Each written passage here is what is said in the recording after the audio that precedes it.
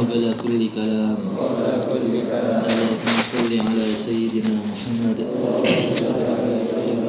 عند كل كلام اللهم صل على سيدنا محمد بعد كل كلام اللهم صل على سيدنا محمد عدد الأسماء والأبصار اللهم صل على سيدنا محمد عدد ما وسعه علم الله الفاتحة.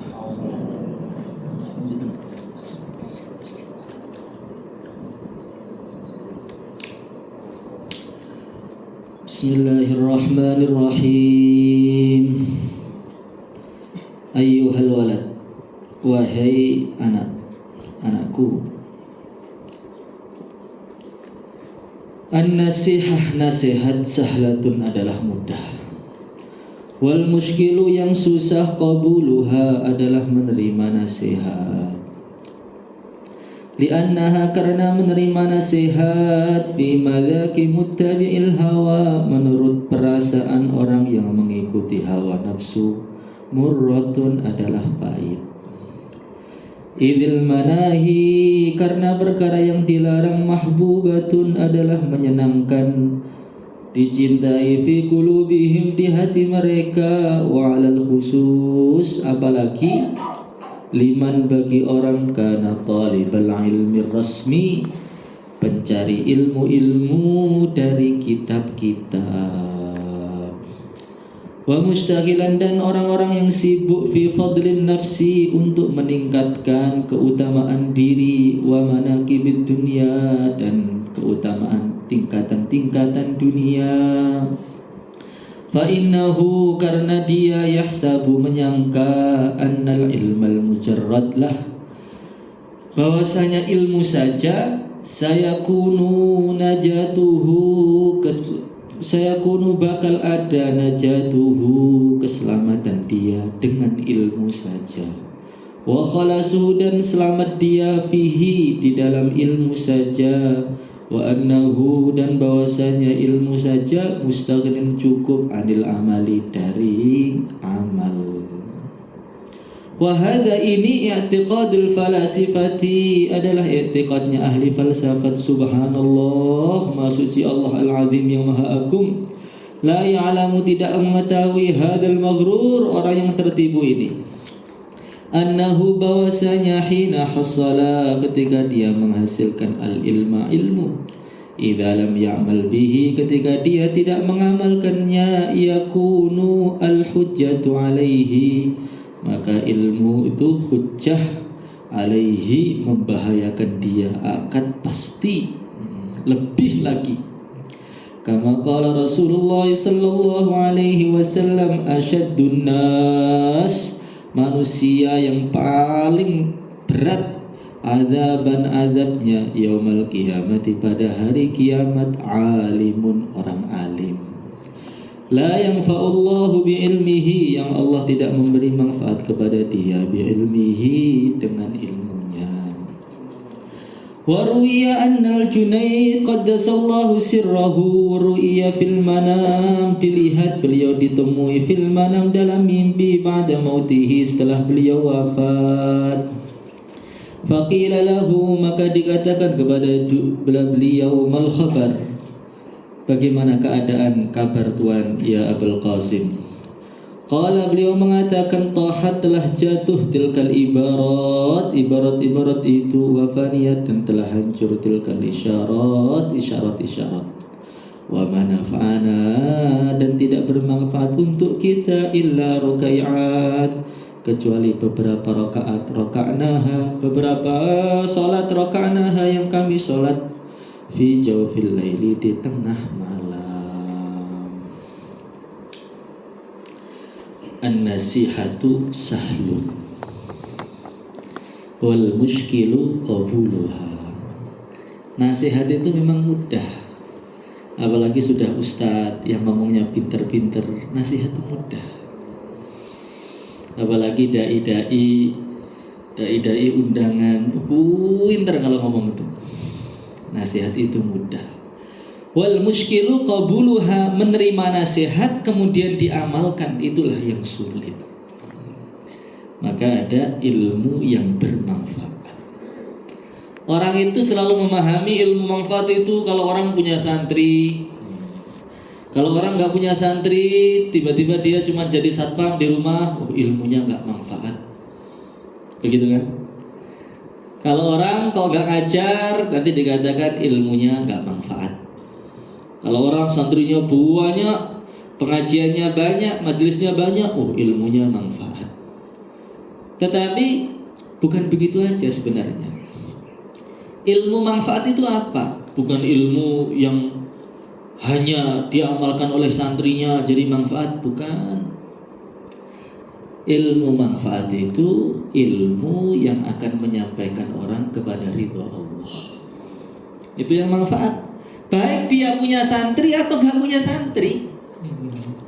Kalau pertimbangan kita hanya kalau gak punya santri berarti gak manfaat, berarti banyak nabi yang ilmunya gak manfaat.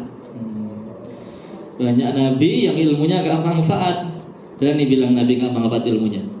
Kualat langsung tau berarti. Nabi lo gak manfaat, apalagi yang lain. Karena ada nabi yang banyak santrinya, Nabi Muhammad Sallallahu Alaihi Wasallam. Ada nabi yang santrinya di bawahnya beliau, Nabi Musa, banyak. Tapi ada nabi-nabi yang umatnya yang Islam cuma 2. Nabi Nuh 80, muridnya itu 80. Yang ngamalkan ilmunya 80, masih kalah dengan Hasan Taraib.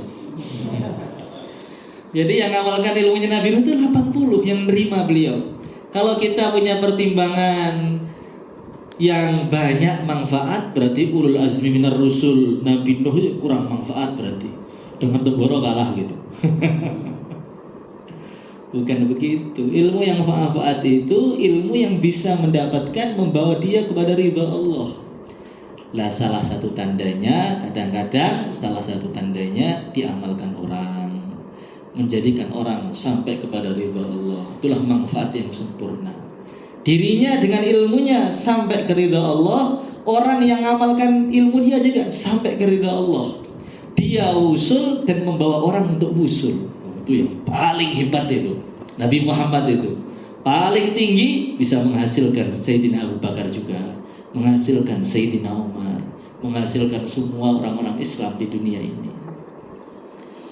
Maka hakikatnya yang pertama, ilmu kan tambah, makin hari makin tambah, apalagi sudah ngajar, berarti insya Allah tambah ilmu. Tetapi kita lihat ilmu itu sudah merubah apa dalam hidup kita. Itu yang sering dulu Kiai Uzaron itu bilang sama saya, kamu tambah kelasnya, tambah ilmunya, tambah apa perasaan hati kamu? Khasyahmu kepada Allah tambah enggak? Takwamu kepada Allah tambah enggak? Kalau enggak tambah, berarti ilmu itu belum manfaat. Ketika kelas 1 terlambat dulu di pondok, terlambat sholat, biasa. Ketika sudah tahasus, lulus tahasus, biasa enggak? Biasa juga. Ketika sudah punya istri, sudah jadi ustadz, punya pondok, keterlambat sholat, biasa. Berarti maknanya ilmu yang masuk di kelas 1 di daurah tambah ilmu tadi belum ada manfaatnya. Ada manfaatnya nambah santri, nambah uang lah. Tapi belum menambah takwa, belum. Yang sering saya ceritakan itu, saya pulang dari Pondok Utara bawa kitab I'anah. Saya bilang ke Kiai Uzeron, tadi ada ibarat, itu ustaznya gak paham, tapi saya paham. Biasanya namanya bapak dikasih cerita anaknya prestasi kan senang. Tapi Kiai makin sedih, tundukkan pandangan. Lama, ada mungkin 15 menit. Malah merah mukanya. Orang takwa asli begitu kan, agak beda ya. Lama, terus Kiai bilang, Mat, setelah kamu cerita, saya lihat peningkatan ilmu kamu, saya kok sedih. Kok malah sedih ya? Saya lihat ilmumu tambah, kok takut kepada Allah kok belum tambah. Kalau ilmu itu belum bisa merubah hidupmu sekarang, manfaat untuk dirimu ketika dirimu masih di dunia, lah ilmu itu kira-kira bisa menyelamatkan kamu dari neraka enggak? Lah di dunia lo belum mampu merubah, Lah di neraka lebih berat lagi. Makanya ilmu yang manfaat itu sebenarnya bisa dirasakan oleh masing-masing orang. Kalau dulu ketika melihat perempuan biasa, setelah jadi ustadz, astagfirullah, nah, berarti udah lumayan. Kullil mu'minina yaghuddu min absarihim sudah masuk. Kullil mu'minina yaghuddu min absarihim wa yahfadzu furujahum dzalika azka lahum. Hendaknya orang iman menundukkan pandangan. Setelah jadi ustadz sekarang jadi kiai di pondok masing-masing melihat perempuan, astagfirullah, dari hati betul. Oh, manfaat berarti ilmunya. Tapi kalau alhamdulillah bisa ditambah lagi nih. Biniyatin nazar kan enggak dosa. Lakal ula wa alaika tsaniyah, pandangan pertama enggak dosa. Makin banyak ilmunya, makin banyak dalilnya untuk menghalalkan yang haram. Contohnya begini. Dulu ada guru dari Yaman di Temboro itu. Masih ingat enggak? Dia bilang musik boleh. Kenapa musik boleh? Itu kan nggak langsung, nggak mubasyarah. Yang haram itu kalau dengar suaranya langsung. Itu kan suara kaset, suara HP, nggak haram. Seperti lihat perempuan di layar, di kaca, itu kan nggak haram. Kata mufti tadi. Maka ditanyakan ke Kiai Uzairan.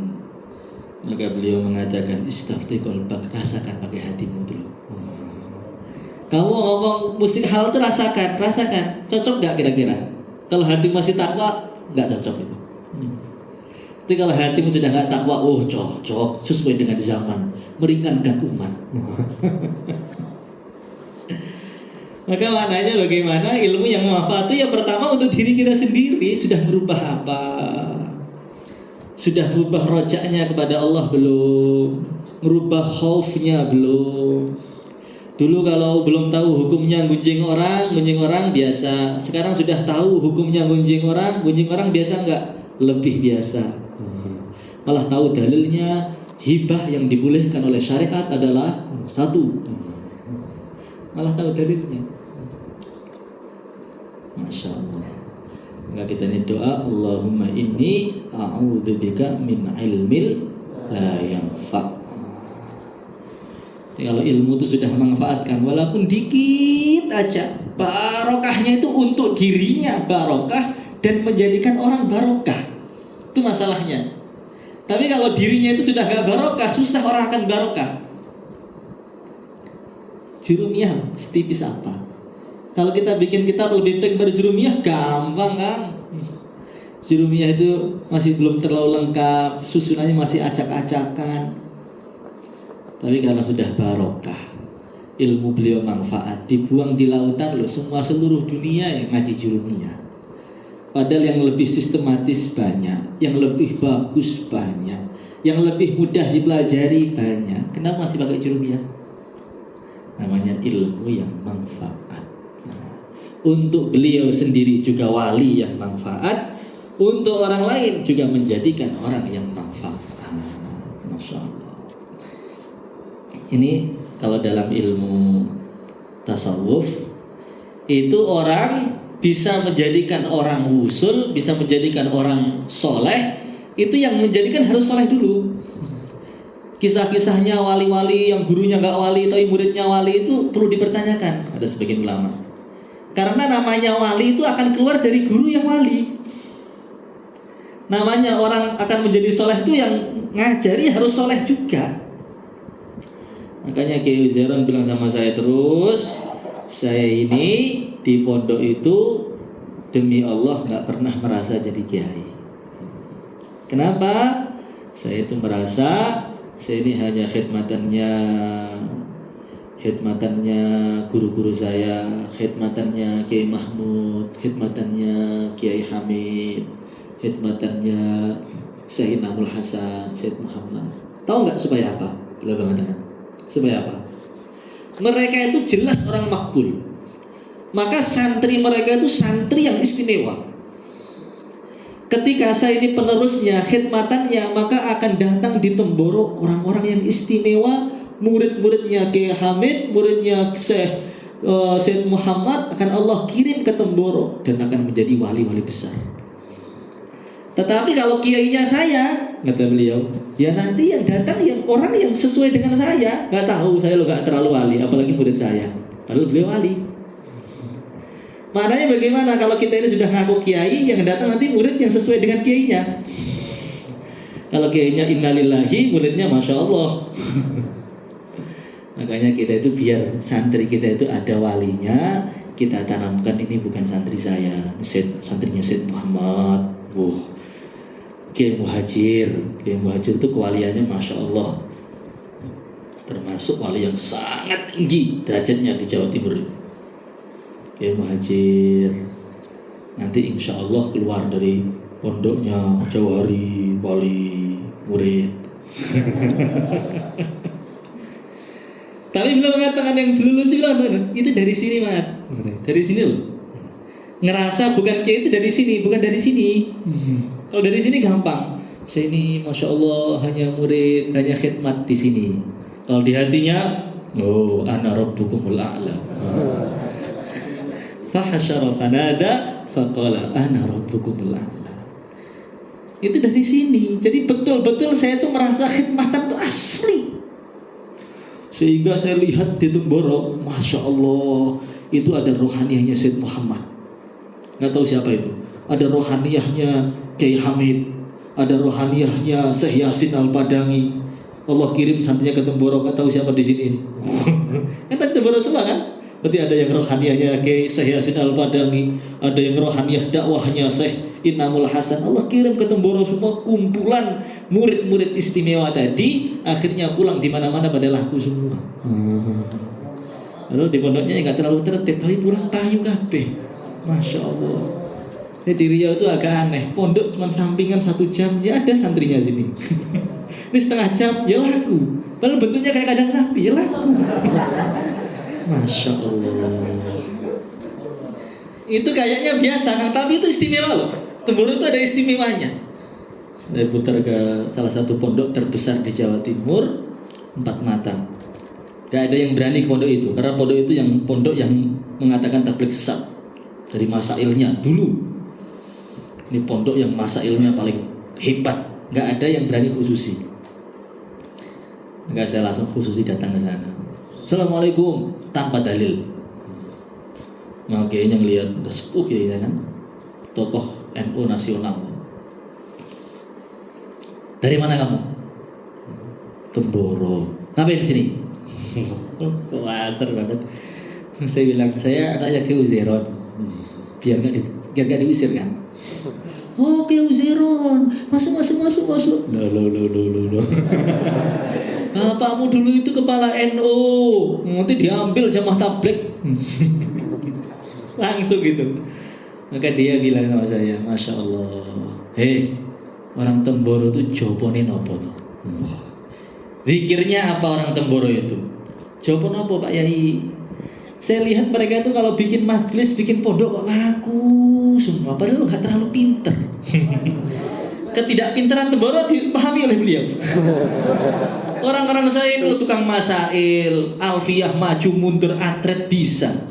Bikin pondok santrinya 15, balik ke 7 lagi, 7, 11. Kalau orang Temboro, saya pernah ke Sulawesi, itu cuma bikin pelang aja, kok payu. Pelang depan rumah, nggak pakai apa-apa, ditulis dok. Pondok Ustadz Apan, payu. Nggak tahu diajarin kesesatan apa di pondoknya. Kok iso payu? 40 santri ini, masya Allah. Dia betul-betul kaget. Jadi Temboro itu walaupun ilmunya standar, sebagian standar ada yang alim juga, tapi ulama-ulama itu sudah menilai ini kok lumayan barokah. Pulang-pulang bikin pondok, petinju bikin pondok, ya payu. Kadang-kadang tadi yang barusan saya lewat yang pondok siapa Toha itu, ya Allah, mirip kadang sapi itu. Payu juga, santrinya 25. Masya Allah. Makanya maknanya dalam santri Temboro itu memang ada keistimewaannya. Walaupun banyak kekurangannya. Tapi ada keistimewaan yang terselubung itu ada. Itu salah satu sebabnya tadi perasaan hatinya kiai itu bahwasanya beliau ini hanya khidmat kepada para masyayikh. Nah, sering kiai matan kita nih khidmatan Kang, khidmat Rasulullah, khidmat Rasulullah. Itu kayaknya biasa, tapi kalau masuk betul dari hati akan keluar ulama-ulama dari pondok kita. Tapi enggak mudah. Li'annaha fi madzaki muttabi'il hawa murratun, karena menerima nasihat bagi orang-orang yang menuruti hawa nafsu adalah pahit. Jadi manusia itu walaupun gak ada setan itu memang dasarnya ada nafsunya. Innan nafsa la'ammaratun bisu'. Dan nafsu itu bisa membesar, bisa mengecil. Bisa membesar, bisa mengecil. Siapa yang berhasil goda iblis? Ya, nafsunya. Iblis yang bagian goda, tapi dia gak taat kepada Allah ketika diperintah untuk sujud pada Nabi Adam. Siapa yang goda iblis? Nafsu. Berarti nafsu itu punya rekor besar, menggoda sebesar-besarnya penggoda. Ada ulama kan, dia itu ngetes. Kan nafsu itu dalam, kalau orang-orang kasyaf itu ada bentuknya dalam tubuh itu. Kalau saya belum kelihatan. Kalau orang-orang kasar kelihatan apakah nafsu ini udah membesar atau mengecil. Jadi ada ulama itu puasa terus, dan puasanya itu aneh. Dia puasa, kemudian menyiapkan makanan, taruh depan matanya begini, dilihat sampai beruntak, ditahan aja, puasa lagi, tahan lagi sampai 40 tahun. Setelah 40 tahun, ketika dia nahan tadi, tiba-tiba keluar dari mulutnya itu anjing, langsung makan anjingnya itu. Jadi nafsunya gak betah ditahan, sampai nafsunya tadi keluar makan makanan itu. Maknanya bagaimana? Nafsu itu gemuk gak gemuk tinggal dikasih makan apa enggak. Kalau orang lihat perempuan dilihat, dituruti satu, ya nafsunya makin gede. Ada dua lagi turuti, HP-nya semalaman makin lihat makin besar. Badannya kurus, ngantuan, tapi nafsunya kayak gajah. Tetapi ada orang gemuk kayaknya, tetapi dia nahan nafsunya itu ada, tapi lemah sekali, nggak punya wibawa nafsunya itu. Maka ulama-ulama itu ngeker nafsu itu sampai kurus, dipuasai, apa sampai kalau goda udah lemes betul. Itu di Minhajul Abidin, bagaimana ulama itu caranya betul-betul tawajuh, gimana biar bisa tawajuh, fokus, gimana nafsu itu biar lemah. Dia duduk aja, tiba-tiba ada perempuan lewat orang, seret, biasa perempuan lewat. Dan perempuan kan ya ada yang cantik, ada yang sangat cantik. Dan kadang-kadang kan orang kan melihat yang haram kan lebih manis daripada yang halal kan. Yang sudah punya istri, paham itu? Maka ada perempuan lewat tadi. Ketika ada perempuan lewat, terbesit dalam hatinya. Kok lumayan ini, kayak gitar Spanyol begitu. Terbesit tok Kang, nggak ngomong. Lumayan bodinya ini.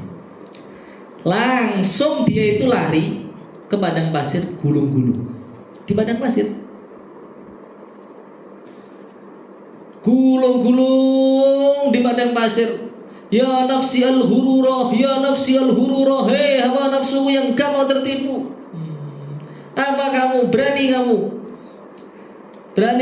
main ngajak saya maksiat? Emang kamu kuat dibakar neraka? Sampai tubuhnya itu suwek kabeh, namanya di padang pasir. Jadi bukan kita suruh begitu, bukan. Tapi maknanya mereka itu nggak pengen nafsu itu menjadi besar dalam tubuhnya. Kiai Hajir beli kasur baru, Kiai Hajir gurunya Kiai Hajir beli kasur baru. Malam ketiduran, pagi kasurnya langsung dikeluarkan dibakar. Beli kasur baru, malam nggak tahajud ketiduran, gara-gara kempuan langsung dibawa keluar dibakar. Mubazir itu, kasih orang aja. Bukan begitu pemahaman beliau. Ini kalau diteruskan nanti ngantuknya jadi 2 kali. Diteruskan jadi 3 kali. Ini merusak, bakar. Kita lihat di Bukhari itu Nabi Sulaiman gara-gara ngelihat kuda gak sholat asar, disembelih semua kudanya. Bukan istighfar dok, bukan. Disembelih semua kudanya, disembelih. 1000 kuda yang bagus disembelih. Akhirnya Allah ganti fasakharna lahur rih tajri bi amrihi ruhaan haitsu asab. Akhirnya Allah ganti dikasih angin. Makanya ngelawan nafsu itu ya, manusia itu dasarnya itu senang dengan dirinya sendiri kan. Maka usulan nafsunya itu mesti dibenarkan. Manusia itu paling senang bukan dengan ayahnya, bukan dengan ibunya, bukan dengan istrinya, bukan dengan suaminya, bukan dengan gurunya, bukan. Dengan diri masing-masing.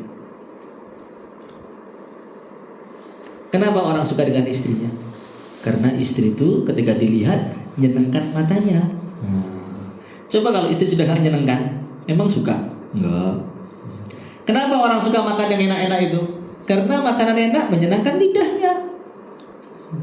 Kenapa orang suka anak? Karena anak buah hati dia. Hakikatnya senang sama siapa? Dirinya masing-masing. Kenapa orang suka sama gurunya? Karena sebab guru saya jadi alim. Kenapa orang suka dengan pondoknya? Dengan santrinya? Karena dengan santri saya jadi kiai. Itulah manusia. Maka usulan nafsu itu mesti dibenarkan. Makanya orang nyalahkan dirinya itu kan susah. Yang sering nyalahkan orang lain. Kalau nyalahkan orang lain enteng, nyalahkan dirinya itu susah. Jangan kita mengatakan yang salah itu perempuan itu susah minta maaf. Laki-laki sama aja, tapi nggak separah perempuan. Cuman sama. Orang itu suruh ngaku salah itu susah. Ini kok santrinya dikit, masalahnya ini wali santrinya itu begini. Nggak nyalahkan dirinya, kalau kurang istighosah, enggak. Ini kok santrinya nggak pinter, kenapa ini? Ustadznya itu masuknya terlambat. Nyalahkan orang tuh enak, nyalahkan diri tuh nggak enak. Makanya di mana-mana yang kena bulian tuh perempuan nggak pernah syukur. Ahli neraka tuh perempuan paling banyak. Kenapa? Tukfir laknat. Kebanyakan melaknat. Takfurul asir, kufranul asir, sering kufur pada suami. Ya nggak syukur tuh bukan perempuan aja, laki-laki juga. Nas Quran, wa qalilun min ibadiyas syakur. Hambaku yang syukur tuh qalil, yang banyak tuh nggak syukur. Baik laki-laki maupun perempuan. Makanya iblis mengatakan apa? Wala tajidu aktsarahum syakirin. Nanti hambamu yang syukur tuh dikit ya Allah. Iya Pak ya. Masya Allah. Maka ulama itu mau mujahadah nahan nafsu itu susah. Makanya susahnya berguru tuh di situ. Orang tuh punya murabi, punya guru torekoh, punya murabi, beratnya tuh di sini. Kenapa? Karena biasanya kalau ada gurunya nanti kan sering tabrakan kan, sesuai dengan nafsu apa enggak. Maka ulama di Majarobe dan di mana sebagian kitab itu yang mengatakan saya bisa merasakan nikmatnya tahajud setelah saya paksa diri saya 20 tahun. Saya merasakan nikmatnya ngaji setelah saya paksa diri saya 40 tahun. Maka membuat nafsu kurus itu gak mudah, ya susah. Pengen melek, pengen turu, pengen ngantuk, melek. Pengen melek, ya melek aja. Maka setan itu paling gak suka dengan Sayyidina Umar. Karena Sayyidina Umar itu apa? Setiap diusuli dikit saja nanti balesnya kebalikannya 10 kali lipat. Itu Sayyidina Umar itu. Wahai Umar, jangan kamu urus umat, langsung keluar ngurus, dihitung sendiri. Sayyidina Umar di Mekah ngurus umat, orang-orang sedang kerja bakti. Ada Sayyidina Abbas, ada Sayyidina Ibnu Umar, ada Sayyidina Ali, ada Sayyidina Utsman. Sedang itu kan, ro'an. Maka setan datang, wahai Umar, kamulah raja yang sebenarnya. Itu loh, Ali, babul ilm, taat sama kamu. Itu Utsman, menantunya Nabi, taat sama kamu. Abdurrahman bin Auf taat sama kamu. Orang Islam Abbas taat sama kamu. Itu Abu Sufyan itu loh, tokoh-tokohnya Quraisy nomor 1 taat sama kamu. Maka langsung Sayyidina Umar sujud, cari becek-becekan, ditempelkan kepalanya. Ayo setan, tambahin lagi pujiannya. Tambahin dikit, tambahin lagi. Ayo. Semakin kamu tambahin, semakin saya tempelkan muka saya di tanah biar tahu kalau saya ini adalah hamba yang paling rendah. Iya barang. Masya Allah. Ini kalau nasihat sahlah, kalau muskil qabuluha. Yang ngamalkan tuh yang susah. Kalau nasihat doang tuh ya gampang, Masya Allah. Wa 'alal khusus liman kana talibal ilmi rasmi wa mustaqilan min fadlin nafsi wa manakibid dunya. Apalagi ahli ilmu. Dulu Kiai bilang ilmu itu memang menjual. Beda dengan ibadah lain. Puasa itu gak menjual kan? Ada orang puasa terus ya mentayu, ya gitu-gitu aja kan. Tapi kalau ilmu itu memang menjual. Bikin majelis masail, laku, ada uangnya. Nanti kalau jadi tokoh, santrinya banyak. Jadi kiai sepuh, nanti orang-orang presiden pun datang. Memang ilmu itu Al-Quranul Karim. Karim. Kalau Quran itu masuk di dalam diri orang, menjadikan orang itu mulia. Yarfa'illahu alladhina amanu. Ahli ilmu itu kalau memang sukses, ya sukses betul, menjual. Ketika menjual itu, akhirnya hukumannya dan ikhlasnya itu lebih sulit. Orang kalau puasa nggak tahu siapa yang puasa, kan lebih gampang ikhlas kan. Yang zikir dalam hati kan lebih mudah. Tapi kalau yang dai-dai yang terkenal itu, yang dai yang kondang-kondang, yang mau ikhlas ya agak lebih berat. Semakin payu ya semakin ujiannya semakin berat. Kalau dai yang belum terlalu laku, santrinya masih 15, mungkin ikhlas. Santrinya sudah 300, majelisnya 50 majelis, ada yang 100 orang, 200 orang, di mana-mana dicium tangannya, di mana-mana dimintai air, cah cuh, di mana-mana wes semua salaman dengan beliau, nyium tangannya, nyium kakinya, wes kurang opo. Semua orang pengen hijrah lewat dia, perempuan-perempuan juga. Pak Ustadz, ajak saya hijrah Pak Ustadz ke neraka jahanam. Sekarang Ustadz tuh lakukan, laki-lakunya. Orang tuh sedang pusing. Orang-orang umum tuh bingung, narkoba bingung, maka mereka butuh bimbingan. Maka para ustadz sedang laku-lakunya. Perempuan-perempuan udah pada mumet maksiat, akhirnya nyari ustadz untuk mengarahkan kepada surga. Lah ustadznya nggak biasa maksiat, akhirnya jadi maksiat pisan. Nauzubillah min dzalik. Jadi memang sekarang itu ustadz tuh mengelaku. Ini kan para ustadz, kan gimana kalian? Main laku kan? Jadi ketika orang itu sibuk mencari keutamaan dirinya, manakib dunia, yahsabu annal ilmal mujarrad sayakunu najatuhu. Ilmu saja sudah selamat. Saya pernah ketemu itu Sehilas pada Bangkawi. Beliau mengatakan bahas ini. Orang-orang itu memahami orang punya ilmu aja pahala. Manfaat enggak. Kenapa? Yang pahala itu nyari ilmu. Man kharaja fi talabil ilm fa huwa fi sabilillah hatta yarji. Ketika orang itu talabul ilm baru berangkat, memang ditulis fi sabilillah. Kalau orang mencari ilmu, man intaqala liyata'allama ghufira lahu qabla yakhtuwa. Barang siapa yang pengen belajar ilmu sebelum kakinya melangkah, Allah ampuni dosanya. Iya, benar. Nyari ilmu itu pahala. Tetapi ilmu saja, ilmu yang sudah kita pahami, ilmu saja itu kalau tidak diamalkan nggak ada manfaatnya.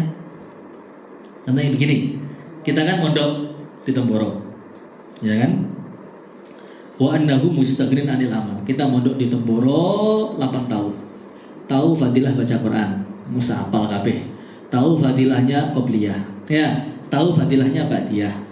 Tahu fadilahnya sholat malam. Di sini udah ada semua nih para ustadz nih kan, bisa dibuat kultum kan, ada semua di sini ya. Buat kultum, buat isi majelis ada di sini, ada semua. Ketika nyari ilmu pahala, tapi apakah hadis rakaatani fi jawfil lail khairu minad dunya wa fiha itu manfaat untuk dia? Tidak, enggak dapat pahala. Sampai dia sholat baru dapat pahala. Kalau dulu pahalanya dari ilmu, bukan ilmu yang manfaat. Jadi ilmu itu akan ada pahalanya kalau diamalkan. Kalau mencari ilmu memang pahala, tapi ilmu itu akan ada manfaatnya kalau ada pahalanya ketika diamalkan. Kalau enggak, itu komputer. Komputer, apal Bukhari, apal Minhaj, di sini full komputer, segala fadilah ada, tinggal ada yang dikerjakan. Maka dia ini ada flash disk, giganya besar, ilmunya banyak, majelisnya banyak, tapi nggak ada yang diamalkan. La ya'lamu hadzal maghrur annahu khina hassala al-'ilm idza lam ya'mal bihi yakunul hujjah 'alaihi akbar. Dia itu nggak paham, katanya musadabnya ini. Orang yang alim kok nggak amal itu lebih jelek. Yang saya ceritakan tadi, hadis yang menceritakan siapa ahli surga pertama yang masuk, siapa? Ahli ilmuwan. Ada yang sedekah, ada yang jihad, itu loh. Adil amal kan? Bukan ya? Ada yang sedekah, orang ahli sedekah, orang jihad, ahli, kemudian ahli ilmu. Duluan masuk surga. Akhirnya yang jihad bilang, kami tahu fadilahnya jihad dari ahli ilmu, silahkan tuan masuk. Kami tahu fadilahnya sedekah dari ahli ilmu, silahkan tuan masuk. Iya enggak? Maka ahli ilmu itu pertama masuk surga, iya. Tapi jangan lupa ahli ilmu juga pertama masuk neraka. Di Minhajul Abidin nanti Allah akan manggil orang ahli ilmu, ditanya, gimana ilmumu? Ya Allah, ini ilmu saya amalkan ya Allah. Bohong. Kamu ngamalkannya cuma pengen nyari muka depan manusia. Sudah. La khalaqal yaum, tidak ada pahala bagi kalian. Mintalah pahala kepada santri-santrimu dulu yang kamu amal untuk mereka. Maka Nabi mukul dengkulnya, itulah orang yang pertama kali masuk ke dalam neraka. Maka maknanya bagaimana? Ilmu agama itu kalau pas ya langsung pertama masuk surga. Kalau salah niat saja bisa pertama masuk neraka. Alim kok nggak amal, sangat bahaya. Bukan bahaya aja, sangat bahaya. Makanya man talabal ilm liyumariya bihil ulama aw liyujawira bihis sufaha adkhalahu Allahu nar. Barang siapa yang ngaji pengen saingan dengan para ulama, biar ulama itu terbungkam di depan saya, biar sayalah menjadi rujukan seluruh ilmu di Riau ini. Adkhalahu Allahu nar. Kalau begitu Pak, ahli ilmu kan ngeri banget, nggak usah ngaji aja kalau gitu. Nggak usah ngaji aja. Orang kalau ngaji semakin banyak ilmunya, nggak amal semakin dalam nerakanya. Enakan orang yang nggak ngaji lah kalau gitu, nggak terlalu dalam. Orang yang punya ilmu saja bisa salah, bisa masuk neraka, bahkan dalam. Lah kalau nggak punya ilmu, yang punya ilmu loh bisa menjadi intipnya neraka. Padahal dia punya ilmu, tahu bagaimana yang benar, tahu mana yang halal, tahu mana yang haram, tahu tauhid. Itu pun bisa menjadi neraka yang paling dalam. Lah gimana yang nggak tahu ilmu? Ya kebanyakan ahli neraka masuk neraka. Betul apa enggak? Nah kalau orang itu sudah ilmu kok amal, raq'atani min alimin zahid khairun min ibadatil muta'abbidin abadan sarmada ila akhir dahr abadan sarmada. Kok orang alim terus amal 2 rakaat aja, nggak usah banyak-banyak. Itu sudah lebih banyak pahalanya daripada seluruh ibadahnya ahli ibadah. Kapan? Nggak ada batasnya. Mereka ibadah sampai kiamat, sampai kapanpun nggak bisa ngalahkan 2 rakaatnya orang alim. Tapi kiai ada tambahan, min alimin zahidin. Kenapa alimin zahidin? Ini kembali ke sini. Orang alim itu menjual. Biasanya orang alim itu gak zuhud biasanya. Itu jangan tuh nilai orang ya. Nanti kiai mobilnya bagus loh, gak zuhud ini. Rumahnya Fir'aun ini. Lah kok gede banget ini, gak cinta ini, cinta dunia ini. Saya lihat di YouTube gitu. Kalau yang kiai bed naik mobil langsung bapaknya, Al-Fatah sudah berubah bergelimang harta. Lihat di padahal yang komen karena nggak punya mobil. Rakaatani min alimin zahid. Dulu dia bilang Kenapa ada syaratnya zahid ini? Ya karena tadi ilmu tuh menjual. Kok ahli ilmu nggak cinta dunia, nggak cinta kedudukan, mahal betul. Dan itu nggak akan mengurangi rezeki kamu, dan nggak akan mengurangi rezeki kita, nggak akan mengurangi kedudukan kita. Imam Syafi'i itu nggak suka kedudukan kan? Nggak suka blas.